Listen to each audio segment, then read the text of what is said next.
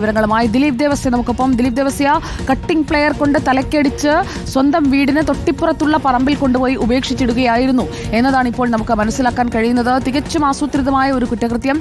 അത് നടപ്പാക്കിയ ശേഷം തെളിവ് നശിപ്പിക്കാനും പ്രതി ശ്രമിച്ചു എന്നല്ലേ പോലീസിന്റെ കണ്ടെത്തൽ? തീർച്ചയായിട്ടും പ്രതി തെളിവ് നശിപ്പിക്കാൻ ശ്രമിച്ചു എന്നുള്ളതാണ് ഏറ്റവും എടുത്തു പറയേണ്ടത്. ആ തെളിവ് നശിപ്പിക്കാൻ ശ്രമിച്ചു എന്നുള്ളത് തന്നെയാണ് പ്രതിയിലേക്ക് പോലീസിന് വേഗത്തിൽ എത്താൻ സാധിക്കുകയും ചെയ്തത്. അതായത് എറണാകുളത്തേക്ക് യാത്ര ചെയ്ത ടിക്കറ്റിൻ്റെ പകർപ്പ് ടിക്കറ്റ് തന്നെ പോലീസിന് ലഭിക്കുന്നു. കൂടാതെ ആ പോലീസ് KSRTC ബസ്സിൻ്റെ അകത്ത് ഉപേക്ഷിച്ച മൊബൈൽ ഫോൺ അവിടെ നിന്ന് തന്നെ അവിടുത്തെ ഒരു ഉദ്യോഗസ്ഥന് കിട്ടുന്നു. അത് അവിടെ തന്നെ, അതായത് എറണാകുളം ജില്ല വിട്ട് പുറത്തേക്ക് പോകാൻ ആ മൊബൈൽ ഫോണിന് സാധിച്ചില്ല, അല്ലെ മൊബൈൽ ഫോണിന് പറ്റിയില്ല. പക്ഷേ ഈ ജയചന്ദ്രൻ ചിന്തിച്ചിരുന്നത് ഈ മൊബൈൽ ഫോൺ കണ്ണൂരേക്ക് പോകുന്നു, അങ്ങനെയെങ്കിൽ വിജയലക്ഷ്മി കണ്ണൂരേക്ക് പോയി എന്നുള്ളത് വരുത്തി തീർക്കാമെന്ന് ജയചന്ദ്രൻ ചിന്തിക്കുകയും ചെയ്തു. പക്ഷേ ഇത് KSRTC ഉദ്യോഗസ്ഥന് കിട്ടിയതാണ് നിർണായകമായത്. പിന്നീട് ഈ പരാതി ലഭിക്കുന്നത്, അതായത് 13-ാം തീയതി പരാതി ലഭിക്കുകയെന്ന് കരുനാഗപ്പള്ളി പോലീസിന് ലഭിക്കുകയും ഇതിൻ്റെ അടിസ്ഥാനത്തിൽ നടത്തിയ അന്വേഷണം അത് 7 പേരിലേക്കാക്കി ചുരുക്കുകയായിരുന്നു അന്വേഷണ സംഘം ചെയ്തത്. നിരവധി സുഹൃത്തുക്കളുള്ള ഒരാളാണ് ഈ വിജയലക്ഷ്മി എന്നുള്ളതായിരുന്നു പരാതിക്കാരിയായ ലീല പോലീസിനോട് പറഞ്ഞിരുന്നത്.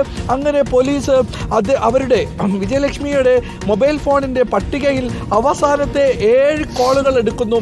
ഈ 7 കോളുകളിൽ നിന്ന് നിരവധി തവണ ആരുമായിട്ടാണ് സംസാരിച്ചതെന്ന് മനസ്സിലാക്കുമ്പോഴാണ് ജയചന്ദ്രനുമായി ഇത്രയും തവണ സംസാരിച്ചതായിരുന്നതെന്നും ജയചന്ദ്രനുമായി ഫോണിൽ മെസ്സേജ് അയച്ചിരുന്നു എന്നുള്ള കാര്യങ്ങളടക്കം പോലീസിന് മനസ്സിലാക്കുകയും ചെയ്യുന്നു.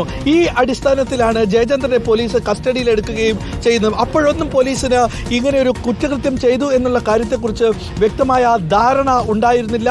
അത് ഒട്ടും ഈ ജയചന്ദ്രനൊട്ട് സമ്മതിക്കുകയും ചെയ്തില്ല. ജയചന്ദ്രൻ ആദ്യഘട്ടങ്ങളിൽ പറഞ്ഞിരുന്നത് ഈ അന്നേ ദിവസം ഇവർ ഇവിടെ പോയി എന്നാണ്, ഈ കണ്ണൂരേക്ക് പോയി എന്നാണ് പറഞ്ഞത്. അത് നിർണായകമായ മൊഴിയായിട്ട് പോലീസ് കണ്ടെത്തുകയും ചെയ്യുകയും ചെയ്തു. അതിനെ തുടർന്ന് KSRTCയിൽ നിന്ന് ലഭിച്ച മൊബൈൽ ഫോൺ അവർ അവിടുത്തുള്ള പോലീസ് എയ്ഡ് പോസ്റ്റിൽ ഏൽപ്പിക്കുകയും ചെയ്തിരുന്നു. ആ ഫോൺ പിന്നീട് വിജയലക്ഷ്മിയുടേതാണെന്ന് കണ്ടെത്തുകയും അത് കരുനാഗപ്പള്ളിയിൽ നിന്ന് മിസ്സായ അല്ലെങ്കിൽ കാണാതായ വ്യക്തിയുടേതാണെന്ന് കണ്ടെത്തുകയും ചെയ്തതോടുകൂടിയാണ് അന്വേഷണ സംഘം ആ ഫോൺ കണ്ടെത്തുന്നത്. അത് എറണാകുളത്ത് എങ്ങനെ എത്തി എന്നുള്ളതായിരുന്നു അന്വേഷണ സംഘം പിന്നീട് അന്വേഷിച്ചിരുന്നത്. ഇതിൻ്റെ ഇടയിൽ ഈ ജയചന്ദ്രൻ്റെ വീട്ടിലെത്തി പോലീസ് ചോദ്യങ്ങൾ ചോദിച്ചു.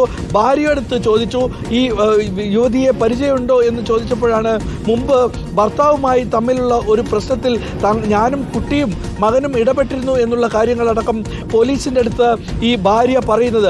അപ്പോഴേക്കും പോലീസിന് ഏകദേശം ഈ കൊലപാതകത്തിലേക്കുള്ള അല്ലെങ്കിൽ ഈ കുറ്റകൃത്യത്തിൽ കൃത്യമായി പങ്കെടുത്തിരിക്കുന്ന ആളാണ് ജയചന്ദ്രൻ എന്നുള്ള കാര്യങ്ങൾ പോലീസിന് വ്യക്തമായി മനസ്സിലാക്കുകയും ചെയ്തു. എന്നാൽ ഇതൊന്നും അറിയാത്ത തരത്തിൽ കരുനാഗപ്പള്ളിയിൽ നിന്ന് പോയ മത്സ്യബന്ധന ബോട്ടിൽ ഒരു തൊഴിലാളിയെ പോലെ തന്നെ, സാധാരണ തൊഴിലാളിയെ പോലെ തന്നെ ഒരു കൊലപാതകി അവരോടൊപ്പം ജോലി ചെയ്യുന്നു, ഒന്നും അറിയാത്ത ആളെ പോലെ നിൽക്കുകയും ചെയ്തു.